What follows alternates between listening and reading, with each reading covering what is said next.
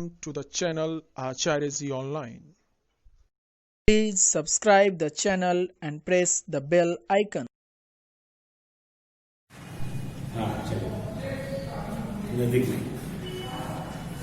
प्रिय भ्राता भगिनीश्च गृहे सर्वे कुशलिनः सन्ति एव। अद्य तृतीय पाठस्य चर्चां वयं सर्वे करिष्यामः।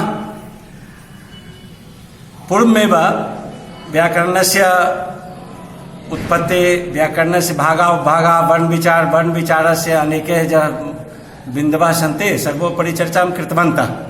तत्पश्चात् मंगलाचरणस्य अनन्तरम् अन्ये पाठाः आगतवन्तः। अधुना यः पाठः अस्ति सः अस्ति बकस्य प्रतिकारः। अस्मिन् पाठे विचारणीय शब्द अस्ति प्रतिकारः। प्रतिकारः अर्थात् क्रिया पश्चात् जब प्रतिक्रिया भवति स प्रतिकारः कथ्यते। अर्थात् कोऽपि क्रिया पश्चात् निश्चितमेव प्रतिक्रिया भविष्यति एव। यथा अग्निं स्पर्शं करोतु तर्हि प्रतिक्रिया आगच्छति स्वयमेव। हस्तं चञ्चलरूपेण अग्रे वा पश्चात् परिवर्तनं भवति। यदा शीतलजलं पायतु, शीतलजलं स्वीकरोतु तर्हि मनसि आनन्दम् आगच्छति। यदि कोऽपि प्रशंसां करोति तर्हि मनसि आनन्दम् आगच्छति। यदि कोऽपि कटुवचनं कथयति तर्हि मनसि कष्टम् आगच्छति। निश्चित रूपेण प्रत्येक क्रियाया कोऽपि निश्चित रूपेण प्रतिक्रिया भविष्यति एव। अद्य प्रतिक्रिया द्वौ प्रकारो भवतः। एक अस्ति सम्यकं प्रतिक्रिया, द्वितीय अस्ति असम्यकं प्रतिक्रिया। सम्यकम् अर्थात् अच्छी प्रतिक्रिया, असम्यकम् अर्थात् बुरी प्रतिक्रिया। तो वयं सर्वे विचारं कुर्वन्तु अत्र कि प्रतिक्रिया अस्माकं क्रिया जब भविष्यति एव तस्य प्रतिक्रिया सम्यक भविष्यतु।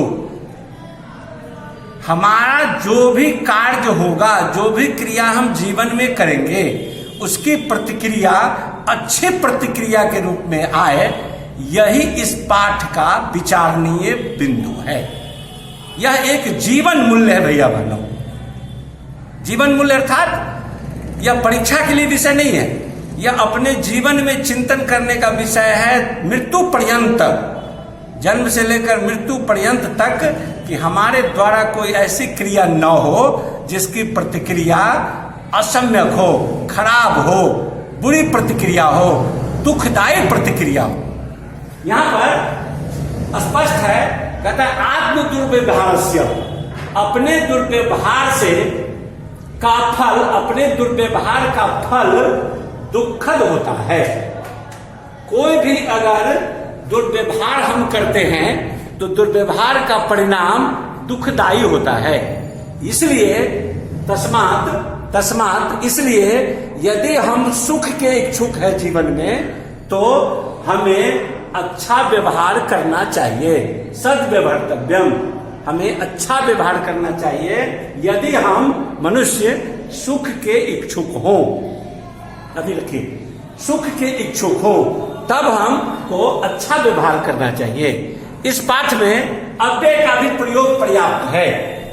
पुस्तक में भी लिखा हुआ है अव्यय का प्रयोग है। अव्यय अर्थात न व्यय इति अव्यय, अर्थात अव्यय पर व्याकरण के किसी भी नियम का, न वचन का, न कारक का, न लिंग का, किसी भी नियम का प्रभाव जिस शब्द पर नहीं पड़ता है, व्याकरण में ऐसे शब्दों को अव्यय के रूप में जाना जाता है। इसके लिए एक प्रकरण है, एक पाठ है। आप सुबोधिनी में या सहचर में या किसी भी व्याकरण में प्रकरण में देखिएगा तो उसमें अव्यय प्रकरण में लिखा हुआ है। ऐसे 100-200 शब्दों की एक श्रृंखला है जिनको अव्यय कहा जाता है। अव्यय मतलब जिस पर व्याकरण के नियमों का प्रभाव नहीं पड़े, वह तीनों कालों में, हर समय में, हमेशा उसी रूप में प्रयुक्त होता है। ऐसे शब्दों को अव्यय कहते हैं। उसकी सूची भी यहाँ है, आपके पुस्तक के पाठ में अंत में और भी सूची है, और इस कोर्स को हमें बढ़ाते रहना चाहिए। तो भैया बहनों, विचारणीय बिंदु इस पाठ का इतना ही है कि हमें अपने जीवन में अच्छा व्यवहार करना चाहिए। इसी विषय को लेकर कथाकार ने एक कथा लिखी दो पशुओं के विषय में, एक बगुला और एक सियार। सियार निमंत्रण देता है बगुले को और बगुले को खाना खिलाता है किस चीज में? थाली में। थाली भी कैसी? जिसका तल ऊंचा होता है, जिसमें कोई भी तरल पदार्थ एक जगह पर ज्यादा नहीं रहता है, और उसमें बगुले को खिलाता है। बगुला का चोंच पतला है, वो खाना लेने में असमर्थ है, तो उसको पीड़ा होती है, और खाना खिलाने वाला व्यक्ति चाव से उसी में खा लेता है। तो जो खाना खिलाता है, निमंत्रण दिया है, वो खुद खा रहा है, और जिसको निमंत्रण दिया गया वो भूखे तमाशा देख रहा है। यही दुर्व्यवहार है। हमें किसी भी व्यक्ति का आत्मा को दुख नहीं देना चाहिए, ये हमारे जीवन का आधार है। उसकी प्रतिक्रिया भी हुई कि बगुले ने भी निमंत्रण दिया सियार को, और सियार के मुख के हिसाब से जिस पात्र का प्रयोग होना चाहिए बगुले ने वैसा नहीं किया, बगुले ने अपनी बदला लिया। तो प्रतिकार का दूसरा अर्थ आया बदला, जिसको अंग्रेजी में रिवेंज कहते हैं। हमने कहा क्रिया के बदले में जो प्रतिक्रिया होती है उसको प्रतिक्रिया कहते हैं, और इस प्रतिकार शब्द का यहां पर अर्थ आया बदला के अर्थ में। यदि हमें आप परेशान करोगे तो मैं तुमको भी परेशान करूंगा। यह जीवन का एक आदर्श है, हमें ऐसे विषयों से बचना चाहिए। अब हम इस किताब के पाठ को देखते हैं। पाठ में क्या है कि एकस्मिन वने श्रृगाला बकः च निवसतः स्म। एक वन में सियार और बगुला दोनों रहते थे। तयो मित्रता आसीत, उन दोनों में दोस्ती थी। एक दिन प्रातः श्रृगाला बकम अवदत, एक दिन प्रातः श्रृगाल ने बगुले से कहा, क्या कहा? मित्र, दोस्त, स्व मतलब आने वाला कल, तुम मया स भोजनम कुरु, तुम मेरे साथ भोजन करोगे। श्रृगाला से निमंत्रण, तृतीय व्यक्ति एक वचन, श्रृगाल के निमंत्रण से प्रसन्न हुआ बगुला, बका प्रसन्न अवत। अवत में भू धातु, लंग लकार, प्रथम पुरुष एक वचन। अस्मिन अग्रिम दिने, दूसरे दिन सह भोजनाय मतलब बगुला भोजन के लिए श्रृगालस्य निवासम गच्छते, श्रृगाल के निवास पर जाता है। कुटिल स्वभाव, दुष्ट स्वभाव का श्रृगाल स्थाल्याम थाली में बकाए बगुले के लिए क्षीरोदनम यच्छते, खीर का भोजन रखता है।